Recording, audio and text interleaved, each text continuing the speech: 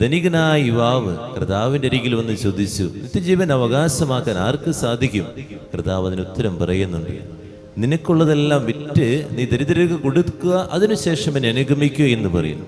അത് പറഞ്ഞു കഴിയുമ്പോൾ അവൻ ചെയ്യുന്നൊരു പ്രവൃത്തിയുണ്ട്. ദൈവസന്നിധിയിൽ നിന്ന് വ്യസനിച്ച് വിഷമിച്ച് അവൻ യാത്രയായെന്ന് പറയും. ദൈവസന്നിധിയിൽ നിന്ന് വിഷമിച്ചും അതുപോലെ വേദനിച്ചും യാത്രയാകാൻ ആർക്കും ദൈവം അനുവദിക്കുകയില്ല. എന്നാൽ അങ്ങനെ വ്യസനിച്ച് പോകുന്നത് രണ്ട് കൂട്ടരായിരിക്കും എന്നുള്ള കാര്യം മറക്കാതിരിക്കുക. ഒന്നാമതായിട്ട് പാപം കൈവടിയാത്തവരും പാപത്തിന്റെ അവസ്ഥയിൽ ജീവിക്കുന്ന വ്യക്തികളുമായിരിക്കും ദൈവസന്നിധിയിൽ സന്തോഷം കണ്ടെത്താതെ പോകുന്നവര്. രണ്ടാമതായിട്ട് ദൈവസന്നിധിയിൽ നിന്ന് വ്യസനിച്ച് പോകുന്നത് ദൈവവചനം ഉള്ളിൽ പ്രവർത്തിക്കാത്തവര്. ഈ രണ്ട് കൂട്ടരുമാണ് ദൈവസന്നിധിയിൽ നിന്ന് വിഷമിച്ച് പോകുകയുള്ളൂ. അല്ലാത്തവരൊക്കെ ദൈവസന്നിധിയിൽ വന്നു കഴിയുമ്പോൾ സന്തോഷം അനുഭവിക്കും, ആ ദൈവത്തിന്റെ ആ സൗഭാഗ്യം അനുഭവിക്കും.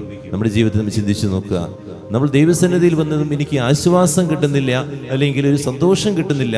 നാം ചിന്തിച്ചു നോക്കേണ്ട കാര്യം ഇത്രയേ ഉള്ളൂ, ദൈവവചനം എൻ്റെ ഉള്ളിലേക്ക് കയറ്റാൻ, അല്ലെങ്കിൽ ദൈവവചനം എൻ്റെ ഉള്ളിൽ പ്രവർത്തിക്കാൻ ഞാൻ അനുവദിക്കുന്നുണ്ടോ? അല്ലെങ്കിൽ വിശുദ്ധ കുമ്പസാരം നടത്താതെ അതുപോലെ ദുഷ്ടതകൾ ചെയ്തുകൊണ്ട് ഇങ്ങനെ ഞാൻ ജീവിച്ചു കൊണ്ടിരിക്കുകയാണോ? അങ്ങനെ ചെയ്യുകയാണെങ്കിൽ എനിക്കൊരു സന്തോഷവും കിട്ടില്ല.